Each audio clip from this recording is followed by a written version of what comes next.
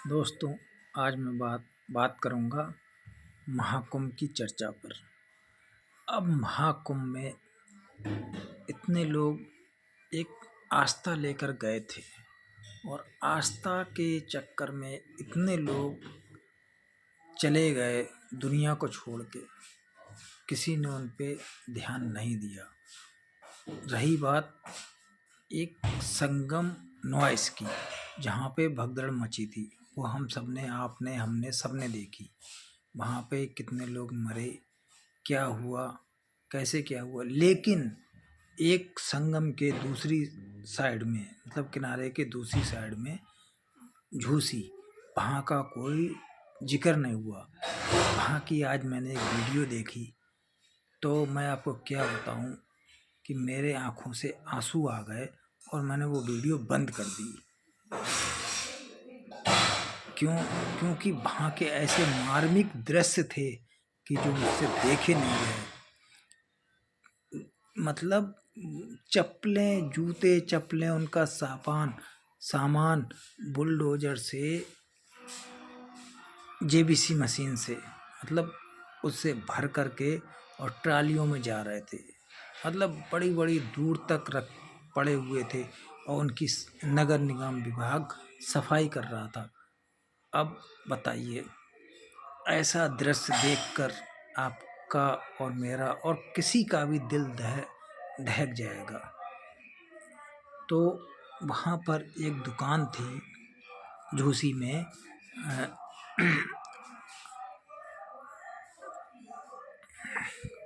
हल्दीराम की एक जो दुकान थी, तो उसके जो कर्मचारी हैं, उसके जो मालिक हैं, वो खुद बयां कर रहे थे कि इतनी भीड़ आ रही थी और वो सब बेकाबू थे और कोई भी वहाँ मदद के लिए नहीं आ रहा था। चारों तरफ से चीख पुकार मच रही थी और उनकी उस दुकान में लोग घुस गए अपनी जान बचाने के लिए।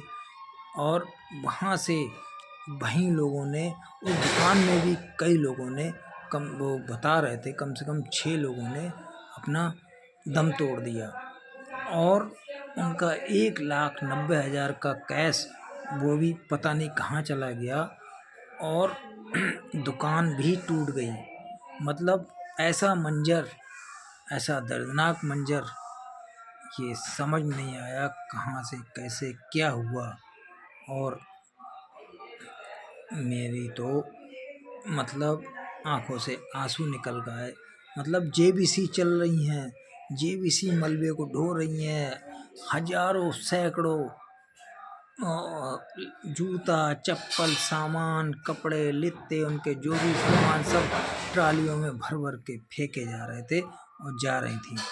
तो ऐसा दृश्य, मेरा तो यही कहना है, तो जहाँ पर भीड़ इकट्ठी हो ऐसी जगह पे आप लोग अपने अपने परिवार का बचाव करें, जाने से बचें।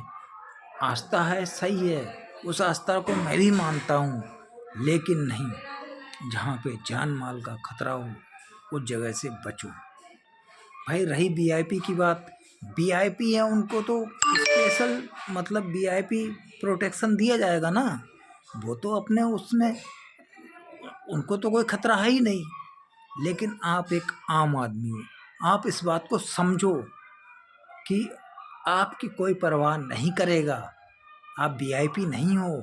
आज जो मरे हैं वो वही लोग मरे हैं जो एक आम आदमी थे, वो ज़रूरत से ज़्यादा आस्था में विश्वास करते थे, वही लोग मरे हैं आज।